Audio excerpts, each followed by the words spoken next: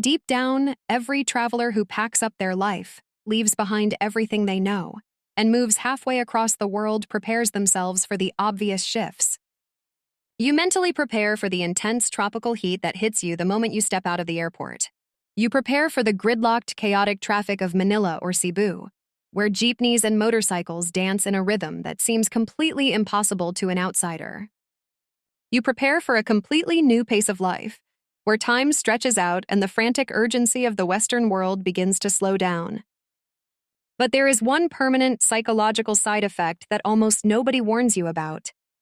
It is a slow, silent transformation that doesn't happen in your mind first. It happens entirely on your plate, rewriting your relationship with biology, culture, and flavor. It usually happens after exactly 1 year of living in the islands. The initial honeymoon phase of traveling has faded into a comfortable daily routine. You decide it is time to travel back home to visit family and friends in the United States, the United Kingdom, or Canada. You walk into a standard, pristine Western supermarket with its bright fluorescent lights and polished floors. You grab a meal you used to absolutely love, perhaps a classic American bacon cheeseburger, a slice of local pizza, or a heavily marketed restaurant dish you craved while away. But the moment you take that very first bite, something feels completely broken. The food tastes flat. It feels strangely sterile, lacking any structural depth. It tastes like it was meticulously manufactured in a corporate laboratory by food scientists rather than cooked in a kitchen by a human being who cares. Suddenly, a terrifying, irreversible realization hits you like a tidal wave. The Philippines didn't just change your geographic location or your tan lines. It permanently rewired your human palate on a cellular level. And the life, the diet, and the modern food system you left behind? It suddenly tastes incredibly lonely, empty, and synthetic. For decades, global food critics, mainstream travel vlogs, and Western culinary institutions have repeated the exact same lazy, superficial narrative about Southeast Asian cuisine. They look at Filipino food through a narrow, biased Western lens, evaluating it by the rigid metrics of French classical cooking or modern European plating. Because they do not see delicate reduction sauces or minimalist portions, they falsely label the cuisine as too heavy, too oily, or completely one-dimensional. But this lazy critique completely ignores thousands of years of brilliant culinary history, complex island geography, and deeply intuitive ancestral food science. Today, we are looking far past the fast food joints, the commercialized tourist traps, and the surface-level vlogs. We are going deep into the emerald heart of the Philippine archipelago to uncover the secret chemistry of true flavor, the ancestral genius behind the science of tropical preservation, and the profound cultural truth of why modern Western food feels completely dead inside once you have experienced the real beating heart of traditional Filipino cooking. To truly understand why a Westerner's palate undergoes such a radical transformation after a year in the Philippines, we first have to turn our investigative lens backward and examine the hidden, highly engineered reality of the modern Western diet. In major Western nations, consumers live under the absolute illusion of total food abundance. You can walk into a mega grocery store in the freezing dead of winter and buy a bright red strawberry, a perfectly green bunch of asparagus, or a soft, ripe avocado. On the surface, it looks like a triumph of human progress and global supply chain logistics. But this artificial convenience comes at a devastating hidden cost to actual human flavor, seasonal nutrition, and basic biology. Because the modern Western food supply chain is entirely commercialized and driven by corporate profit margins, food is engineered exclusively for shelf life and transport durability, not for life force or flavor. Consider the standard supermarket tomato in the West. It is picked while it is completely green, hard as a rock, and entirely devoid of natural vine-ripened sugars. It is then loaded into massive, climate-controlled cargo containers, where it is artificially sprayed with ethylene gas to trigger a chemical color change, turning it bright red just before it hits the store shelves.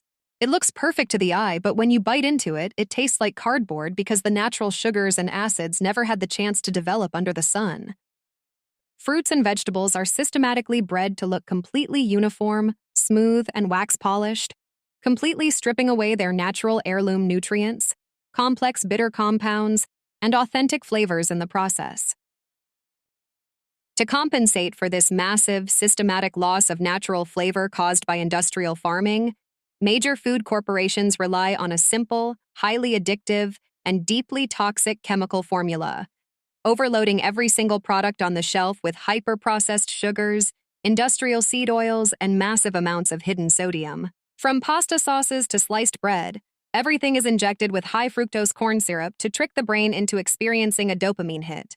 This commercial architecture breeds a deeply isolated, transactional relationship with the very fuel that keeps us alive. In the West, food has ceased to be an art form or a cultural anchor. It has become a fast transaction, a sterile fuel to be consumed as quickly as possible, often alone in front of a digital screen, or behind the wheel of a car rushing through a drive-thru. It is hyper-processed, hyper-sanitized, and ultimately emotionally empty. And that is exactly why landing in the Philippines and eating locally for a year feels like a massive, shocking awakening to the human nervous system. When a Westerner first walks into a local public market, known traditionally as a palenque, the experience is an absolute shock to the senses. For someone used to the quiet, sanitized, plastic-wrapped aisles of a Western supermarket, the palenque can feel incredibly overwhelming at first. There are no plastic boxes hiding the food from the world. There are no sterile, artificial mists spraying down produce to give the illusion of freshness. Instead, you are greeted by an unvarnished, hyper-local reality that is intensely alive. The fish on the counter isn't sitting on a styrofoam tray under chemical preservatives. It was swimming in the sea just hours before dawn, brought in by local fishermen who understand the tides. The vegetables aren't perfectly uniform or genetically modified to look like plastic models. They are vibrant, uniquely shaped, and still carry the rich scent of the local province's volcanic soil. This brings us directly to the core psychological and biological engineering of the traditional Filipino palate, the brilliant, historically vindicated science of natural souring. In a hot, humid, tropical island environment, heavy creams, thick dairy fats, and rich European-style reductions completely fail to refresh the human body. If you eat a heavy, butter-laden French sauce in 35-degree tropical humidity, your digestive system slows down, your energy drops, and your body feels weighed down. Ancestral Filipino cooking solved the challenge of tropical heat not through heavy fats, but through the brilliant application of acidity and fermentation. Consider the absolute crown jewel of Filipino comfort food, sinigang. Mainstream Western food critics almost always fail to understand this dish because they evaluate it by the historical standards of Western cream soups or clear broths. But sinigang is a masterclass in biological and environmental balance. By utilizing a wide array of natural, hyper-local souring agents such as sampalok, kamias, bayabas, or the rare batuan fruit of the Visayas, the broth physically triggers an immediate physiological reaction in the human body.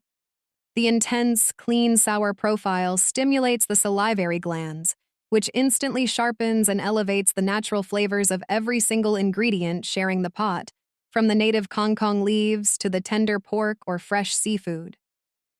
Furthermore, this natural acidity cuts through proteins and fats effortlessly, cleansing the palate with every single spoonful and preventing the heavy, sluggish feeling associated with Western comfort food.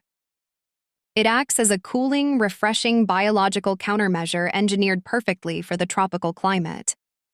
It is a dish that actively makes your body feel alive, energized, and clean from the inside out. Once your brain and your taste buds spend a year experiencing that level of dynamic, tongue-tingling balance, walking back to a heavy, sweet, processed Western soup feels like stepping backward into a black and white world.